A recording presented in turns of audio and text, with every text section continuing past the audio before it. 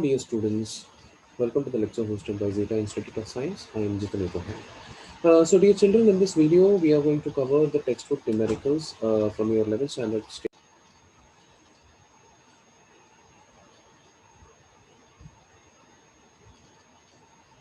As you can see, this is the textbook screen of electrostatics. I've opened up the PDF for you guys for better visibility, and this is the page number 206 from your textbook. So, if you look at the first question, solve numerical example. Two small spheres 18 centimeter apart have equal negative charges and they repel each other with a force of 6 into 10 raised to minus 8 Newton. Find the total charge on both the spheres. Now let's try to find the answer. They have given the answer as 2.93 into 10 raised to minus 7. Let's try to find if their answer is matching with ours. So remember the data, they are at a distance of 18 centimeter from each other. The force is 6 into 10 raised to minus 8 and they have equal negative charges.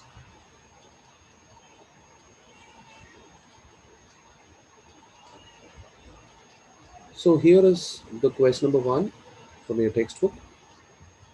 They have given the distance as 18 centimeter into 10 raised to minus 2 meter. Kindly pardon me for this handwriting because I'm using a digital writing pad and I'm not used to writing in that particular pad. That's why my handwriting is not proper. And they have given the force as F is equal to 6 into 10 raised to minus 8 Newton. So this is the amount of force what they have given and they are asking us to find the charge.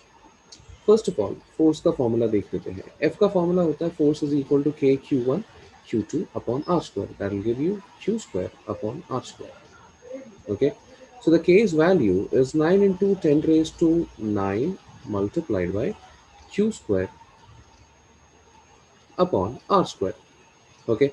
The R is given as 18 in 18 multiplied by 18 multiplied by 10 raise to minus 2 का square बन जाता है 10 raise to minus 4. चलो ठीक है भाई, इसमें से एक 9 तो इसके साथ कैंसिल हो जाएगा, बचेगा हमारे पास 2. उसके बाद ये फोर्स का वैल्यू भी डाल देते हैं. अभी फोर्स होगा 6 into 10 raise to minus 8 is equal to minus 4 को ऊपर भेज देते हैं, प्लस 4 हो जाएगा. 10 रेज़ टू 9 के साथ जुड़ के वो हो जाएगा 10 raise to 13 multiplied by q square upon 2 multiplied by 18, that will give you 36. Okay, so I'll do one thing, I'll directly write this as 36. So घूम फिर के q स्क्वायर का एक्सप्रेशन मुझे मिलेगा, ये 13 इस तरफ जाएगा, माइनस 13 हो जाएगा, माइनस 8 माइनस 13 कुल मिलाकर हमें मिलेगा 21. सो 36 को मैं एज इट इज ही रखूंगा, multiplied by 6 multiplied by 10 raised to minus 21. That will give me square root of 36 is 6 multiplied by square root of 6. If you try to calculate the square root of 6, इतना समझ लीजिए कि भाई वो 9 से छोटा है, दैट मीन्स उसका स्क्वायर रूट जो है वो 3 से कम रहेगा.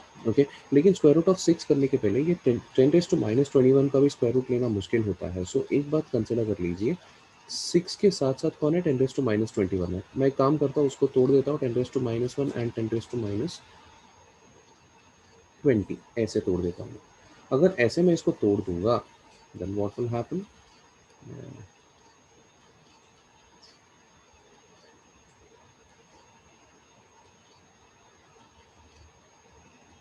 So Q will be equal to 6 multiplied by 10 raised to minus 20 बाहर आके 10 raised to minus 10 हो जाएगा, and 6 into 10 raised to minus 1 will give you 0.6, and 0.6 का स्क्वायर रूट अगर आप लॉगरिथमिक टेबल यूज करके कैलकुलेट करेंगे, you will get the answer as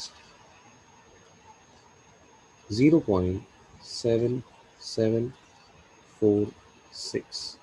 okay, अब इन दोनों को अगर आप मल्टीप्लाई करेंगे, then your answer will be 4.648 into 10 raised to minus 10 coulomb. That's your answer for the first problem. Please note it down. Coming to the second problem. So I'll share the screen for the question. For the question, Here our second question. A charge of plus q exerts a force of magnitude minus 0.2 Newton on another charge of minus 2q. If they are separated by 25 centimeter, determine the value of q. So अब देखते हैं ये कैसे determine किया जा सकता है. सो data में क्या क्या दिया हुआ है देखते हैं. This is the second question. एक चार्ज है जिसका मैग्नीट्यूड है प्लस क्यू, दूसरा चार्ज है जिसका मैग्नीट्यूड है माइनस 2q. ओके, इनके बीच में एक सर्टेन डिस्टेंस मेंटेन किया है और इन्होंने क्वेश्चन में क्लियरली मेंशन किया ये इनका फोर्स जो है वो फोर्स है 0.2 न्यूटन. सो फोर्स का वैल्यू भी आपके बना है 0.2 न्यूटन. आप बोलोगे सर माइनस 0.2 न्यूटन दिया था ना. बेटा माइनस हो प्लस हो वो तो डायरेक्शन ही बताता है ना. मैग्नीट्यूड क्या है, इट इज 0.2 न्यूटन. एंड इनके बीच में जो डिस्टेंस दिया है that is given as 25 centimetre and what they are asking is the value of Q. वापस आपको सेम फॉर्मूला यूज करना है. एफ इज इक्वल टू के Q1 Q2 मतलब Q square upon are square. Instead of f, you will substitute 0.2, that is nothing but 2 into 10 raised to minus 1. Instead of k, you will write 9 into 10 raised to minus 9, actually plus 9. Multiplied by, if you speak about charges, this was Q1 and Q2. The first charge is Q and the second charge is 2Q. Okay. भाई भाई में लिखते लिखते मैंने Q square लिख दिया. Q into 2Q. Okay. सो K का value डाल दीजिए 9 इंटू 10⁻⁹. क्यू और 2Q का आपको आंसर, क्यू का वैल्यू वही तो फाइंड करना है. वो आएगा आपको 2Q स्क्वायर अपॉन डिस्टेंस कितना दिया है उन्होंने 25 सेंटीमीटर दिया है. That means it is basically see 25 centimetre को आप लिख सकते हैं 0.25. एंड सिंस ये डिवीजन में आ रहा है आप चाहो तो एक और आइडिया यूज कर सकते हैं. 0.25 को आप 1/4 भी लिख सकते हैं. ओके. एंड यहाँ पर आर स्क्वायर लिखेंगे तो 1/4 का स्क्वायर. जैसे आपको ठीक लगे आप उसको सॉल्व कर सकते हैं. सो ये 2 और 2 दोनों कैंसिल हो जाएगा. ये 4 इंटू 4 16 हो जाएगा. इसको दूसरे तरफ भेज देंगे तो ये 1/16 दूसरे तरफ आ जाएगा. So that will give me, चलो मैं कैलकुलेशन कर रहा हूँ आगे का. ये रहा दूसरे तरफ लेके जा रहा हूँ. सो ये 1/16 दूसरे तरफ चला गया. एंड ये 9 नीचे की तरफ आएगा. चलो ठीक है 9 नीचे की तरफ आ जाएगा. 10⁻⁹ उस तरफ आएगा. 10⁻⁻9 बन जाएगा. कुल मिलाकर 10⁻⁻10 हो जाएगा. क्यू स्क्वायर रहेगा. क्यू स्क्वायर को भी इस तरफ लेके आते हैं. Q will be equal to 1/16 का स्क्वायर रूट बन जाएगा 1/4. 9 का स्क्वायर रूट बन जाएगा 3 मल्टीप्लाइड बाई 10⁻⁻10 का स्क्वायर रूट बन जाएगा -5. कुल मिलाकर 1/12 मल्टीप्लाइड बाई 10⁻⁻5. ओके. जब 1/12 को आप सॉल्व करने की कोशिश करेंगे with the help of log table, you will get the answer as 0.0833 and so on recurring into 10⁻⁻5. Okay, that will give you. चलो ये डेसिमल को अगर एक और पॉइंट आगे की तरफ लेके जाए, जब भी आप राइट हैंड साइड की तरफ लेके जाते हो तो इसको माइनस की तरफ बढ़ाते जाइएगा. So your answer will be 0.833 and recurring into 10⁻⁻6 coulomb. And -6 coulomb को हम माइक्रो लिख सकते हैं. That will give me 0.833 in micro coulomb. So this is your solution for the second problem. Please note it down. Okay students, let's proceed with the next sum. I'll do one thing, I'll open the textbook for you guys. Here है textbook आपके सामने. Question number 3. Two charges 5 microcoulomb and -4 microcoulomb are kept 5 meter apart at points A and B respectively. How much work will have to be done to move charge at A through a distance of 5 meter further away from point B along the line BA? चलो देखते हैं. So already जो ए है उसको 5 metre already B से away है ऐसा उन्होंने बोला है. +5 और -4 माइक्रोकूलम के चार्ज पर है. तो एक काम करता मैं सबसे पहले ये चार्जेस बना देता हूँ आप लोगों के लिए. सो let me consider this is one charge This is another charge. Let me call this charge as charge A, point B. This will be plus 5 microcoulomb, and the other one will be minus 4 microcoulomb. इतना हम लोग ने already set करके रखा है जो data है उसके हिसाब से. एंड देन इन दोनों के बीच में जो डिस्टेंस है, that distance is R1. So R1 they have given as 5 meter.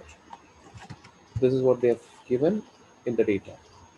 Now what they've asked कि ये जो चार्ज है ये चार्ज को B से दूर और 5 मीटर लेके जाना है. So this is my initial position, this will be my final position. Okay, let me call it as BA1 and let me call it as BA2. So this particular distance is again 5 meter. So that means हमारा जो final distance that is B से लेकर A2 तक का जो distance है that will B, पहला वाला 5 ऑलरेडी रहेगा, पहला वाला 5 ऑलरेडी रहेगा एंड उसके बाद एक्स्ट्रा एक 5 मीटर रहेगा. सो कुल मिलाकर 10 मीटर रहेगा. So what they are asking is भाई कितना वर्क लगा यहाँ से लेकर यहाँ तक लेके जाने के लिए, 1 से लेकर 2 तक लेके जाने में कितना वर्क लगा. That's what they are asking. अब सीधी सी बात है, जितना भी चेंज इन एनर्जी होगा उतना ही वर्क होगा. That is according to law of conservation of energy. तो एक काम करते हैं, हम चेंज इन एनर्जी निकालते हैं. सो इनिशियली जब मेरा चार्ज यहाँ पर था एट दिस पर्टिकुलर पॉइंट, तो ये दोनों सिस्टम के अंदर कितना एनर्जी था वो देखते हैं. So initially the energy was nothing but K, obviously it is Q1 Q2 upon R square. R means इनके बीच का जो भी डिस्टेंस रहेगा that will be nothing but R1 square. So K का वैल्यू डाल दे. के एज ऑफ नाउ मैं सिर्फ के ही डालता हूँ मैं. Okay, actually there is no R, I am so sorry, it's my mistake. There is no R square, there is only R. Okay, this is my U1. U2 क्या होगा, final energy होगा. Final energy में क्या होगा, ये plus 5 जो है वो यहाँ से निकल के यहाँ पर आ जाएगा. That is plus 5 will come over here. Okay, अब -4 और +5 के बीच में जो डिस्टेंस है वो कितना होगा इस बार it will be 5 + 5 total 10. So Q1 Q2 upon R2. This will be my next potential energy. हम्म? अब आगे बढ़ के देखते हैं. सो आई विल ड्रॉ मार्जिन. अभी सॉल्व करने का जगह खत्म हो गया ना, तो हम लोग एक काम करते हैं, बाजू में सॉल्व करते हैं. ठीक है भाई, मुझे पता करना है work is nothing but change in energy. Change in energy मतलब final energy minus initial energy. Final energy का वैल्यू होगा के. ये सारी चीज़ें एज इट इज आएंगे. It's like K. एक काम करता हूँ, के Q1 और Q2 को मैं कॉमन निकाल लेता हूँ. अंदर बचेगा 1/R2 फाइनल एनर्जी के लिए माइनस 1/R1. ओके, ये होगा हमारा सिनारियो. अब वैल्यूज डाल के देखते हैं. के का वैल्यू होगा 9 into 10⁻⁹ multiplied by Q1 is nothing but -4. यहाँ पर माइनस साइन आपको लिखना है. -4 मल्टीप्लाइड बाई 10⁻⁶. Q2 का वैल्यू हो जाएगा +5 मल्टीप्लाइड बाई 10⁻⁶ बिकॉज माइक्रो है. And in the bracket 1/R2. 1/R2 means 10 minus 1/R1 is 5. Okay, so ये ऊपर नीचे 2 अगर मल्टीप्लाई कर देंगे तो दोनों को कॉमन डिनोमिनेटर 10 मिल जाएगा. यहाँ पर 2 रहेगा, 1 माइनस 2 जो होता है -1 होता है. सो बेसिकली इसका फ्रैक्शन हो जाएगा -1/10. ओके, सो यहाँ पर मैं साइड में लिख के रख देता हूँ कि भाई इन दोनों को अगर सब्ट्रैक्ट करेंगे तो हमें मिलेगा -1/10. ठीक है भाई, इतना तो लिख लिया हम लोगों ने. चलो आगे बढ़ते हैं. अभी अब 10⁻⁶ और -6 कुल मिलाकर -12 होता है. -12 में से 9 अगर उड़ा दिया तो बचेगा -3. इतना बचेगा हमारे पास. तो एक काम करता हूँ, ये माइनस को बाहर निकाल देता हूँ. 4 multiplied by 5 is going to be 20. 20 multiplied by 9 is going to be 180 multiplied by, अब बाय द वे ये माइनस साइन बाहर आएगा, -4 का माइनस साइन मल्टीप्लाइड बाई 10⁻³ रहेगा मल्टीप्लाइड बाई -1/10 रहेगा यहाँ पर.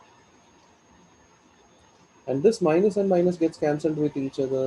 10 and ये cancel हो जाएगा एक दूसरों के साथ. Finally हमारा आंसर आएगा, it is 1.8 into 10⁻⁻² joule. That's your answer. Please pause the video and note it down. Now, my dear children, let's proceed with the next example. अभी हम लोग ने थर्ड एग्जाम्पल किया, अगला बारी है हमारा फोर्थ एग्जाम्पल करने का। फोर्थ एग्जाम्पल करने के लिए एक काम करता हूँ, मैं आपके सामने पहले क्वेश्चन डिस्प्ले करता हूँ। ये रहा मेरा टेक्स्ट बुक का पीडीएफ, इसमें मैंने आपके सामने अभी क्वेश्चन दिखाया है। Four charges of 6 × 10⁻⁻⁸ coulomb each are placed at the corners of a square whose side A is equal to 3 centimeter each. Calculate the resultant force on each charge and show in direction on a diagram drawn to scale. मतलब पहले आपको magnitude निकालना है और direction दिखाने के लिए diagram बना के दिखाया तो भी चल जाएगा। ओके, सबसे पहली बात इन्होंने क्या बोला है भाई, चार चार्जेस है ऐसे बोला है, चार। ओके, और चारों को स्क्वायर के कॉर्नर्स में रखा है और स्क्वायर का साइड 3 सेंटीमीटर है। ठीक है, मैं काम करता हूँ आप लोग के रेफरेंस के लिए, सबसे पहले एक स्क्वायर बनाता हूँ। ये रहा भाई अपना स्क्वायर। ओके, अब सीधी सी बात है, ये स्क्वायर के चारों कोने में एक एक चार्जेस है। ये रहा अपना पहला चार्ज, ये रहा अपना दूसरा चार्ज, ये रहा अपना तीसरा charge, and this is the fourth charge. We have four charges. Now, simple सी बात है यार, मैं काम करता हूँ यहाँ पर सबको मैं हाल फिलहाल के लिए तो क्यू क्यू बोल के छोड़ देता हूँ। एंड साइड में लिख लेता हूँ कि भाई क्यू का वैल्यू है 6 × 10⁻⁸ कूलम। तो इन्होंने जब क्वेश्चन में 6 करके बोला तो उन्होंने -6 नहीं बल्कि +6 करके बोला था, क्लियर कट बोला था +6। +6 का मतलब क्या होता है, ये सभी लोग एक दूसरे को रिपेल करते हैं, सारे के सारे पॉजिटिव चार्जेस है, सभी लोग एक दूसरे को रिपेल करेंगे। तो अभी चलो पहले वाले चार्ज की बात करते हैं। सो सेकेंड चार्ज, ये राइट साइड वाला चार्ज लेफ्ट साइड वाले चार्ज को रिपेल करेगा एक तरफ। तो एक काम करता हूँ, इधर से एक एरो बनाता हूँ। ये रहा अपना भाई सबसे पहला फोर्स जो राइट साइड वाले चार्ज की वजह से हुआ। अब नीचे वाले चार्ज की वजह से इसमें जो फोर्स एक्ट होगा वो फोर्स क्या होगा, वो ऊपर की तरफ होगा। अब ये दोनों फोर्स का मैग्नीट्यूड जो होगा, फॉर्चुनेटली अभी चलो मान लेते हैं कि भाई this is first charge, this is second charge, this is third charge and this is fourth charge. अब सेकेंड ने फर्स्ट पे जो फोर्स डाला that is F21। Okay, second की वजह से फर्स्ट पे इतना फोर्स है। थर्ड ने फर्स्ट पे जो फोर्स डाला, let me call it as F31। Fortunately इन सारे के सारे साइड्स का वैल्यू क्या है, ए है। ये तो आप जानते हैं, और क्वेश्चन में क्लियर कट बोला है कि भाई जो ए है ना, ए का वैल्यू है 3 सेंटीमीटर। ऐसा उन्होंने क्लियर कट बोला है। सेंटीमीटर मतलब 10⁻² आपको डालना पड़ेगा। एनीवे, सो अभी मेरा फंडा ये है कि भाई this F21 is between Q and Q and the distance between them is A. F31 is also between Q and Q and the distance between them is again A. So F21 and F31 both will have same magnitudes, that is K Q1 Q2 upon R square. So basically K Q square upon A square. इसको हाल फिलहाल के लिए ऐसे रखा, बाद में मैं इसका वैल्यूज डाल दूंगा। ये F21 हो गया, F31 हो गया। एक और चीज बचा है भाई, फोर्थ चार्ज जो है, फोर्थ चार्ज की वजह से जो क्या बोलते हैं उसको, फोर्स एक्ट होगा यहाँ पर, it will be like this. Okay, it will be something like this. इसको मैं थोड़ा छोटा बना रहा हूँ। यू नो भाई छोटा क्यों बना रहा हूँ, क्योंकि कंपैरेटिवली सेकेंड चार्ज फर्स्ट के नज़दीक है, लेकिन फोर्थ चार्ज जो है ना वो फर्स्ट से थोड़ा दूर है, क्योंकि diagonal of a square is much a bit greater than sides of the square. ये तो आप जानते हो, डायगोनल ऑफ स्क्वायर का फॉर्मूला होता है √2 multiplied by A. So √2 times A है बोल के ये इसका वैल्यू थोड़ा ज़्यादा होगा। अब इसका वैल्यू ज़्यादा हो जाएगा, डिस्टेंस ज़्यादा हो जाएगा, तो आप तो जानते हैं कि भाई इसका फोर्स का मैग्नीट्यूड क्या हो जाएगा, कम हो जाएगा। So F41 is going to B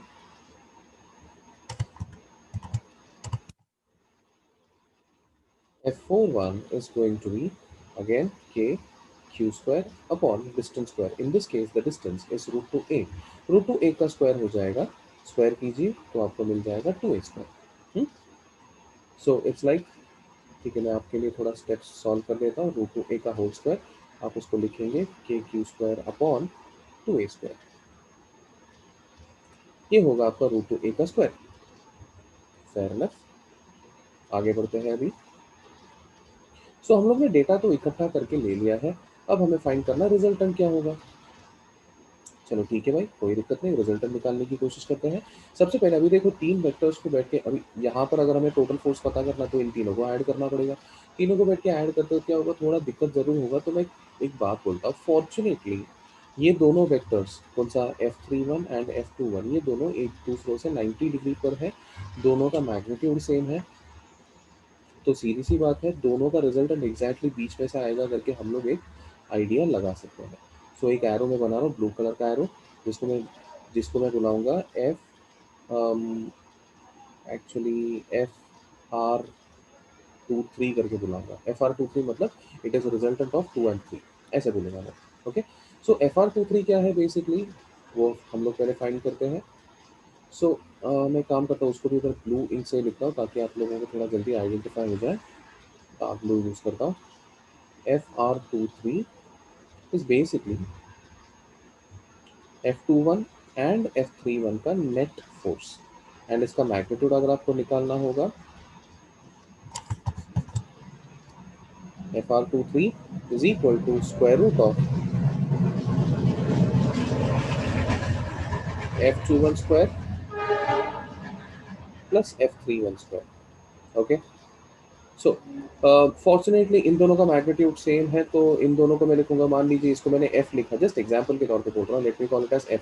if this is f, then I can say it is basically, okay, it is better to write in the next line itself. So it is basically square root of f square plus f square, that will give me root two times f, 2f square आएगा, f को बाहर निकाल दिया तो root two times f हो जाएगा। Okay, सो इतना दिमाग में रख लीजिए। अब उसके बाद यहाँ पर अभी के Q square upon a square अगर f है, तो इसको मैं लिख सकता हूँ भाई, it is f/2, just example के तौर पे लिख सकता हूँ, है ना। ये हो गया f/2। अब इसको दिमाग में रख लीजिए, इसको है ना स्क्वायर रूट ऑफ f ही रहने दो।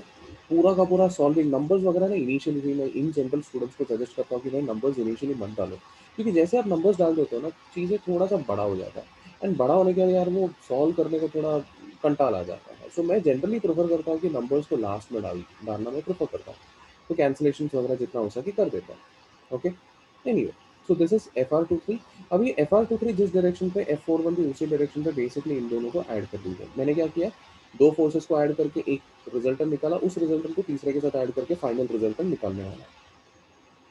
सो फाइनल रिजल्टेंट जो होगा that will also be in the same direction.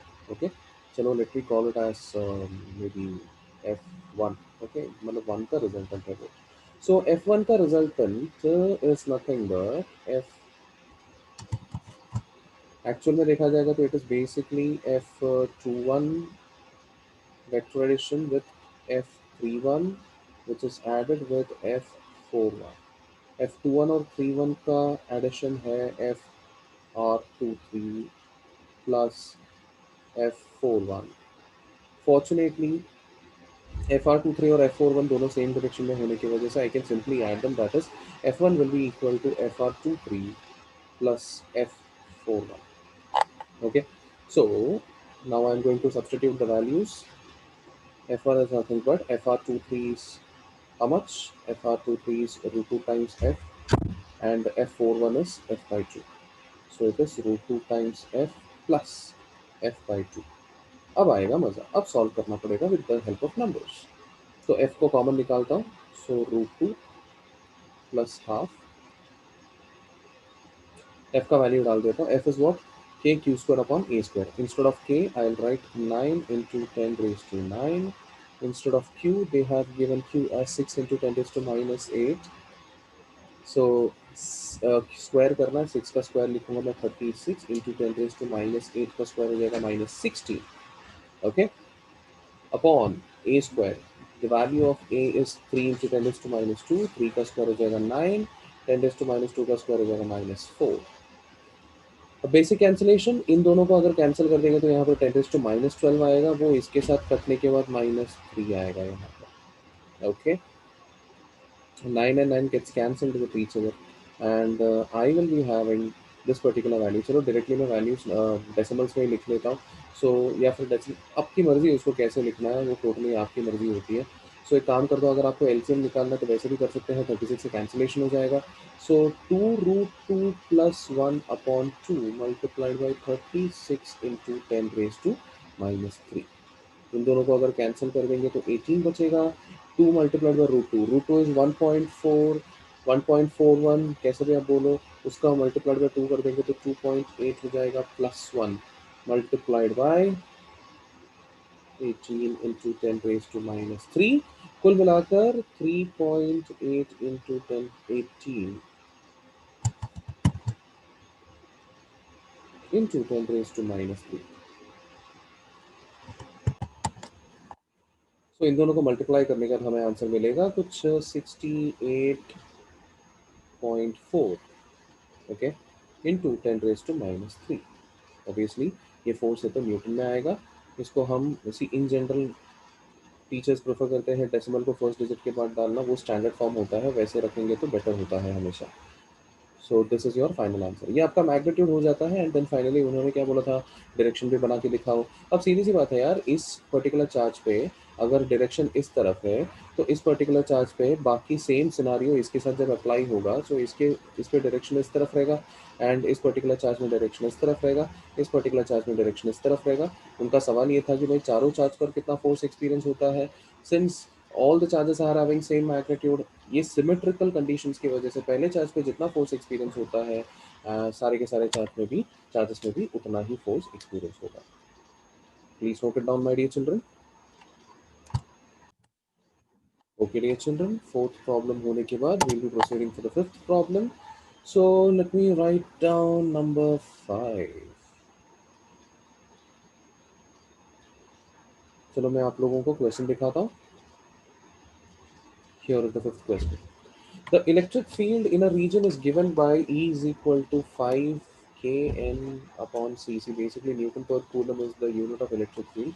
So textbook में I believe ये जो K दिया है, ये K is a printing mistake. It is supposed to be small k with a cap. Okay. So जो नए टेक्स्ट बुक यूज़ कर रहा है, आई एम अज्यूमिंग कि नए टेक्स्ट बुक में इम्प्रूवमेंट्स किए होंगे। जो पुराने टेक्स्ट बुक यूज़ कर रहे हैं ना, ये कैपिटल के को हटाकर राइट डाउन अ स्मॉल के, ओके, एक छोटा सा स्मॉल के लिखो विद अ कैप। ये बताता है उसका डायरेक्शन किस तरफ होता है करके। Okay, so basically electric field is given as 5 k cap Newton पर कूलम। अब ये सिनारियो पे चलो आगे पढ़ के देखते हैं। Calculate the electric flux through a square of side given as 10 centimetre in the following cases. The first case the square is along xy, the second case square is along xz, and then the normal of the square makes an angle of 45 degree with the z axis. ये तीन cases पे हमें देखना है, कोई दिक्कत नहीं, चलो वन बाय वन देखते हैं। फर्स्ट ऑफ ऑल मैं काम करता हूँ, फ्लक्स का एक्सप्रेशन रिवाइज करने की कोशिश करता हूँ। मैं याद करने की कोशिश करता हूँ कि भाई फ्लक्स का एक्सप्रेशन क्या है। अभी फ्लक्स का बेसिक एक्सप्रेशन इन्होंने क्या क्या दिया है भाई, इलेक्ट्रिक फील्ड दिया है और एरिया दिया है। Electric field bar dot A bar होता है फ्लक्स का बेसिक एक्सप्रेशन। ओके, तो इसमें एरिया कैसे फाइंड करना है ये तो आप जानते हो। उन्होंने क्या दिया, साइड का वैल्यू दिया है 10 सेंटीमीटर। 10 सेंटीमीटर को मीटर में कन्वर्ट कर देंगे तो 10⁻⁻1 मीटर आएगा। आप सोचो कि सर कैसे आया आपको ये। इट्स वेरी सिंपल, सेंटीमीटर की जगह पे 10⁻²डाल दीजिए, इन दोनों को सॉल्व कर देंगे तो 10⁻1 मीटर आ जाएगा। Okay, and then the electric field they have given it as 5 k cap, है ना, न्यूटन पर coulomb. That's what they have given. And after that अभी चलो ये सॉल्व करने की कोशिश करते हैं। अभी यहाँ पर एक बात तो क्लियर है भाई, this 5 is nothing but E A cos theta since it is dot product.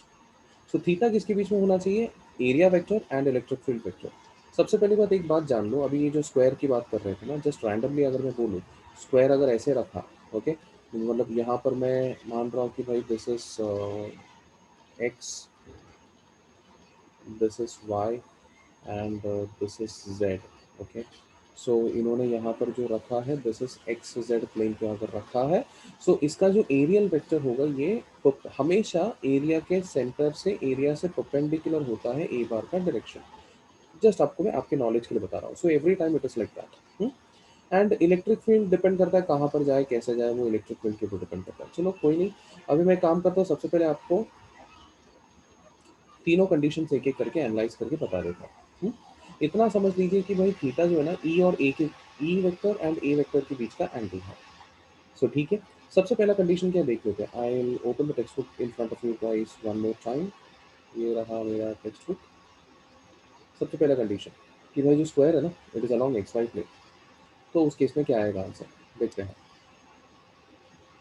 सबसे पहले मैं काम करता हूँ, एक्स वाई जेड बना देता हूँ। ये रहा भाई मेरा एक्स वाई जेड।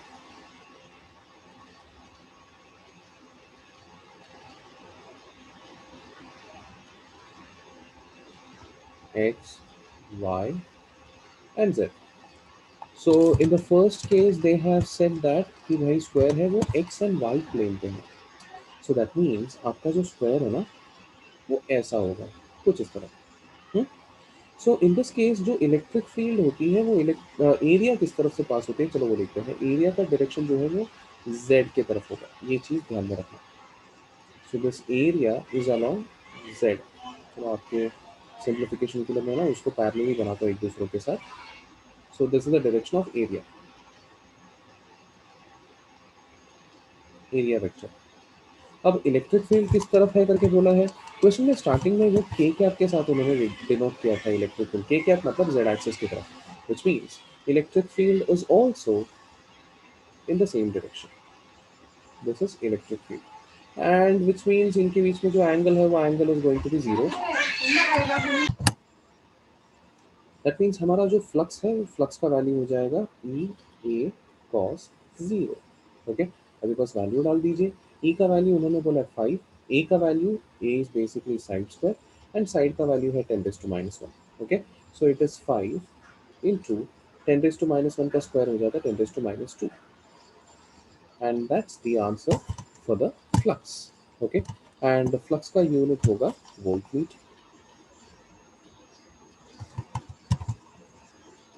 फ्लक्स का यूनिट होगा वोल्टमीटर. आई बिलीव इतना क्लियर है सभी सभी लोगों को.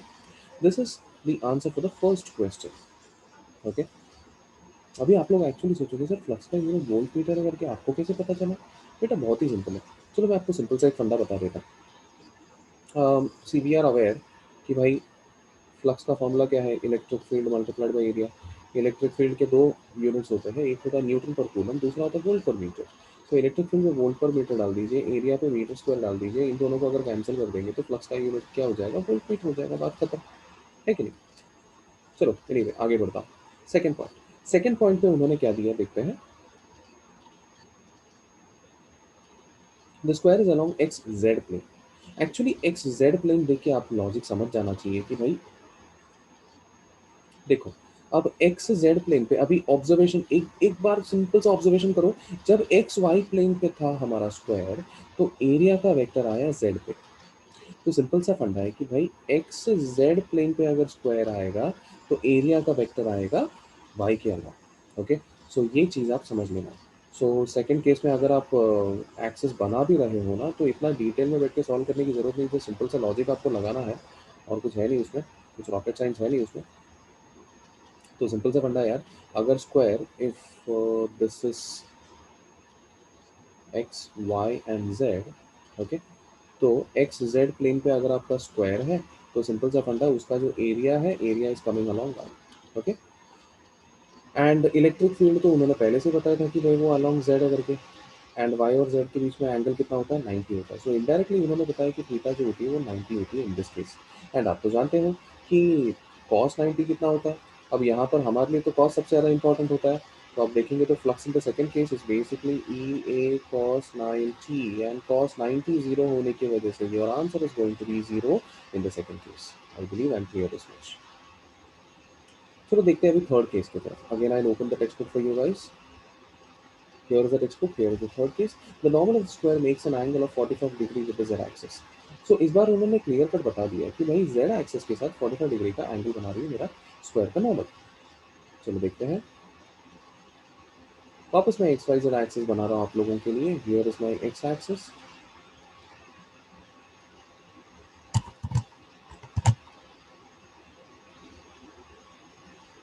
Here is my y axis.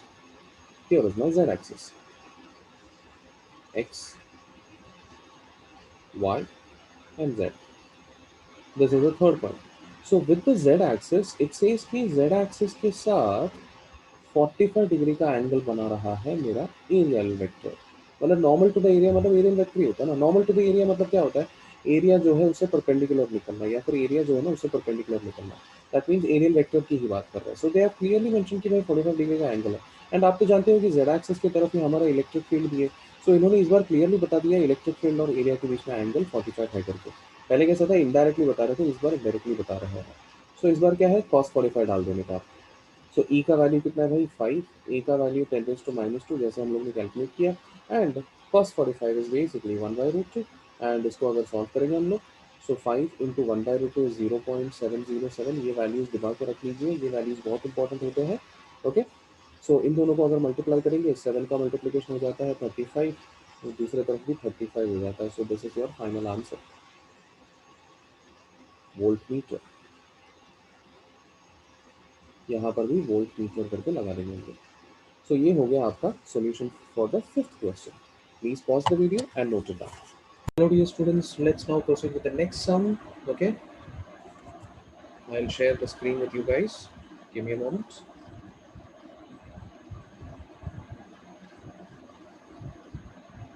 So here we have the next sum. Seventh sum. Three equal charges of 10 into 10 raised to minus 8 cube. So ये 10 into 10 raised to minus 8 को आप directly 10 raised to minus 7 करके भी बोल सकते हैं. Respectively, each located at the corners of right angle, whose sides are 15, 20, 25 respectively. Find the force exerted on the charge located at 90-degree angle. ठीक है, we'll go back to the whiteboard. So सबसे पहली बात, हमारे सामने एक right angle है. सो ये रहा एक right angle.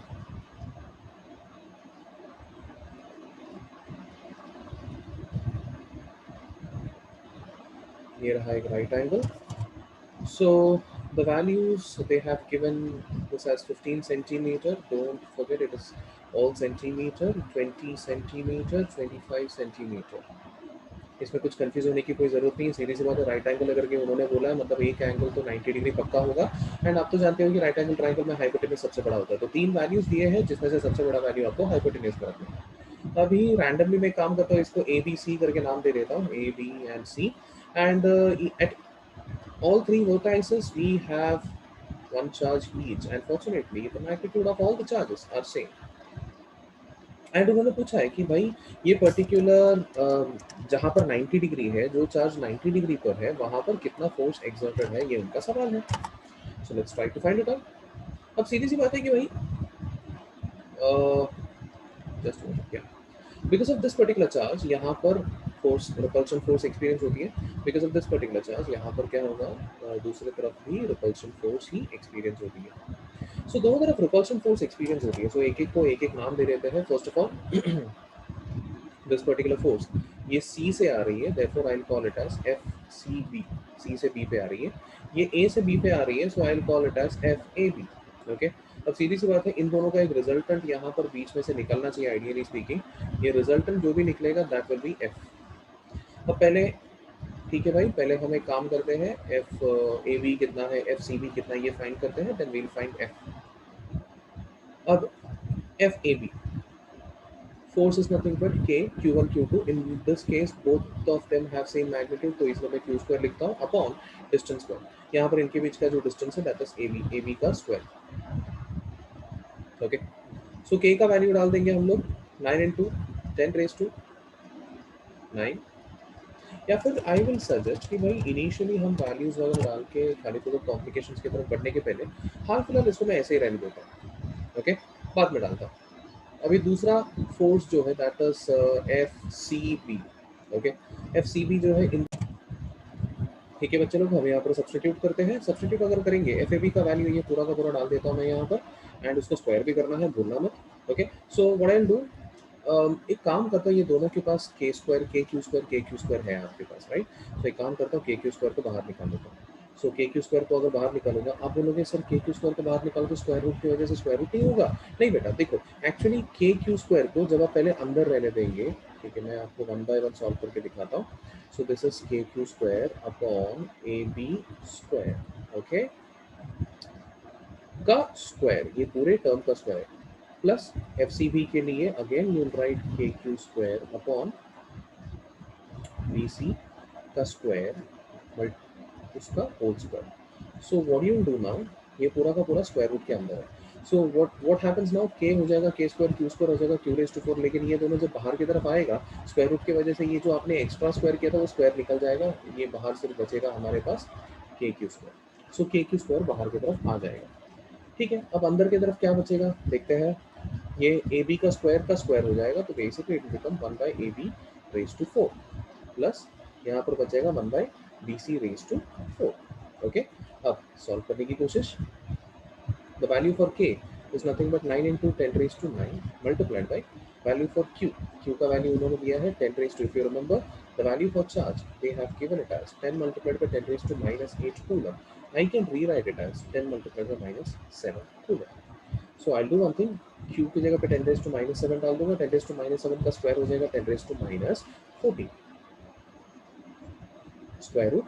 Over here I'll write 1 upon AB. The value of AB is 15 centimeter.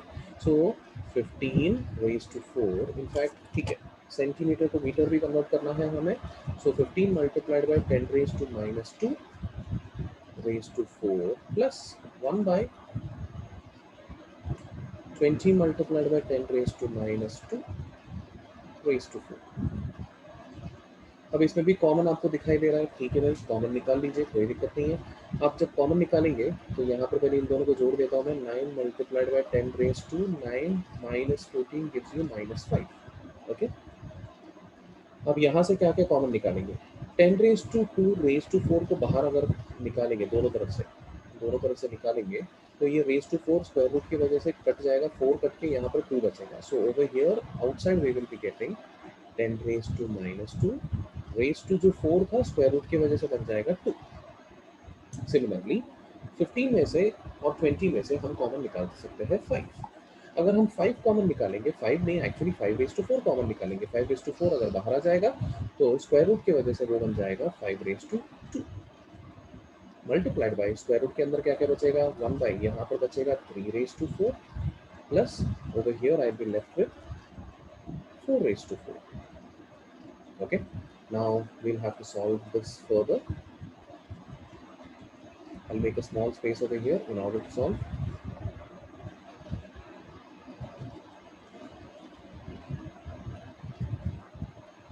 So this f will be equal to, now 10 raised to minus 2 का स्क्वायर होता है 10 raised to minus 4, ये minus 4 इसके साथ अगर कैंसिल होगा तो बचेगा 10 raised to minus 1।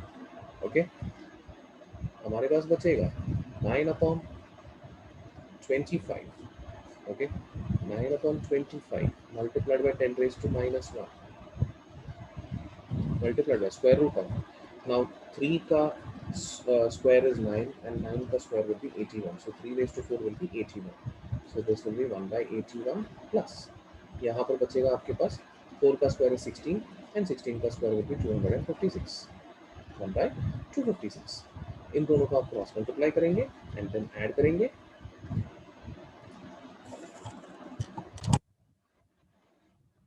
ये इसके आगे हम लॉगरिथम यूज़ करके कैलकुलेट कर सकते हैं या फिर आप सिंपली इसको क्रॉस मल्टीप्लाई करके कैलकुलेट कर सकते हैं, जैसे भी आप चाहे वैसे कैलकुलेट कर सकते हैं। एंड में आपका जो आंसर आएगा that will B actually 0 point, मतलब ये सारे के सारे मल्टीप्लिकेशन करने का 0.05458 इंटू 10 रेज टू माइनस 1 आएगा। ये डेसिमल को 2 बार अगर आगे की तरफ शिफ्ट करेंगे तो ये डेसिमल को 1-2 टाइम्स आगे की तरफ शिफ्ट करेंगे तो यहाँ पर -2 चढ़ जाएगा, -1 -2, so 4.589 multiplied by 10 raised to minus 3 आएगा आपका answer. Since it is force, the unit will be Newton. Please note it down. So dear students, बढ़ते हैं नेक्स्ट सम की तरफ। एक्चुअली फिफ्थ सम के बाद डायरेक्टली सेवन सम हमने किया था थोड़ी देर पहले सॉल्व, सिक्स वन नहीं था वो, because six one textbook में है ही नहीं। So I show you the textbook right now, तब जाके आपको भी थोड़ा आइडिया आ जाएगा टेक्स्ट बुक में क्या है। देखिए, you can see this is the fifth सम के बाद डायरेक्टली आया है सेवन सम। ओके, तो हमने जो थोड़ी देर पहले किया था ये सेम सम था, सेवन सम था वो। अब हम आगे बढ़ने वाले हैं, we are going forward to solve the eight sum. Now, if you'll observe the eighth sum, let us read the question first of all. A potential difference of 5000 volt is applied between two parallel plates of 5 centimeter apart. So, the potential difference बोला है 5000 and distance between the plate जो है बोला है 5 centimeter. A part of small oil drop having a charge of 9.6 into 10 raised to 19 coulomb falls between the plates. अभी एक काम करता हूँ, इतना जो हमने रीड किया है उसको एक बार ड्रॉ करके देखते हैं। So this is your eighth sum. So you have two plates, first plate, second plate. So the potential difference between the plates, they have given it as 5000 volt. The distance between the plate, they have given it as 5 centimeter, that means 5 into 10 raised to minus 2 meter. अब उनके बीच में एक drop डाला है जिसका कुछ तो भी चार्ज है, ऐसे बोला है। Okay, there is a drop in between that, उसका चार्ज दिया हुआ है 9.6 इंटू 10⁻⁻19, 9.6 इंटू 10⁻⁻19 कूलम। ओके, अभी चलो इसके आगे क्वेश्चन पढ़ के देखते हैं। The electric field intensity between the plates will be how much, and the force on the oil drop will be how much? चलो ठीक है, चेक करते हैं। So they are asking us to find the electric field as well as the force. So यहाँ पर ये रहा drop है जिसके पास इतना चार्ज है। अब इनके बीच में इलेक्ट्रिक फील्ड कितना है पूछा है, एंड इस पर कितना फोर्स है ये भी पूछा है।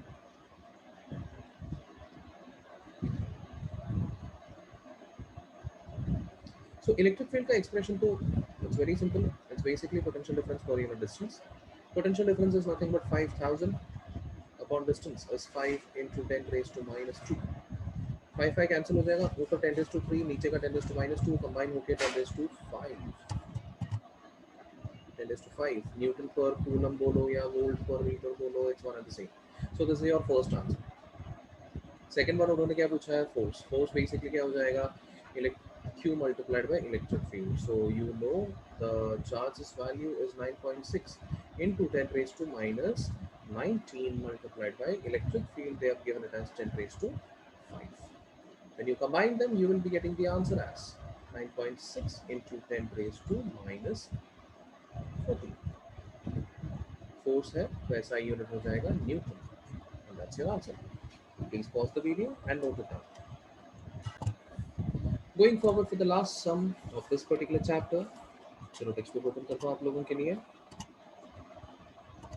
Here is the ninth sum. Calculate the electric field due to a charge of -8 into 10⁻⁸ coulomb at a distance of 5 centimeter from it. ठीक है भाई, 5 सेंटीमीटर के डिस्टेंस पे 8 into 10⁻⁸ कूलम की वजह से कितना इलेक्ट्रिक फील्ड हो रहा है। So ninth sum, here we have a charge.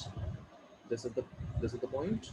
इधर से इधर तक का जो डिस्टेंस है 5 सेंटीमीटर का डिस्टेंस बोला है। So R is given as 5 centimeter, 5 into 10⁻⁻2 meter. The charge is given as -8 into 10⁻⁻8 coulomb. So इतना डेटा उन्होंने दिया है, चार्ज का वैल्यू दिया है एंड डिस्टेंस का वैल्यू दिया है, and they are asking for the electric field.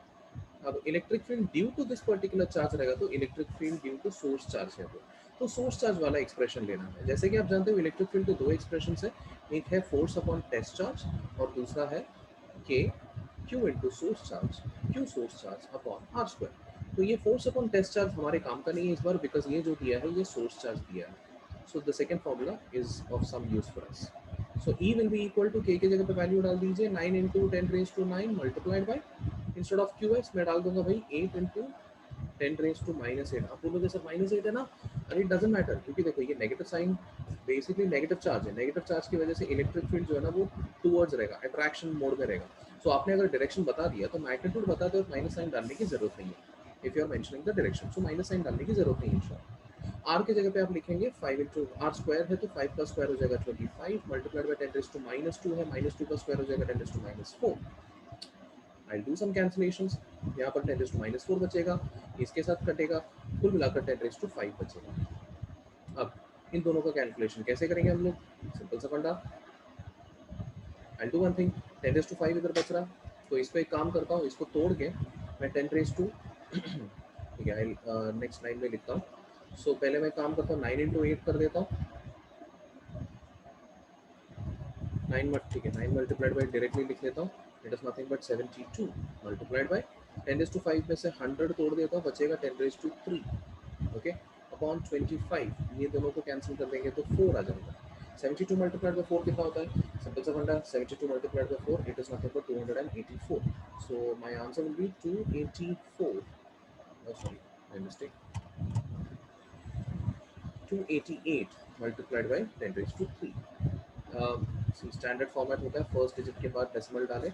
So 2.88 into 10⁻5 Newton पर कूलम या फिर वोल्ट पर मीटर, दोनों यूनिट करेक्ट है। सो this is your answer. I believe इतना सभी लोगों को समझ में आया है। Okay, so Please note it. Please pause the video and note it down.